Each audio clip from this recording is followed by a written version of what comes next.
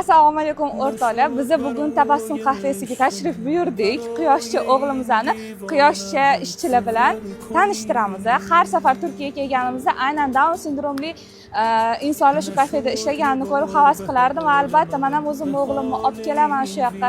Inshaalloh Toshkentda men ham shunaqa qahvaxona ochaman deb niyat qilganman. Hozir sizlar bilan birga shu qahvaxonaga birga kiramiz. Ketdik. نشد برای عاشقت خطر کنی، نشد به وقت رفتنت مرا هم از نبودنت خبر کنی.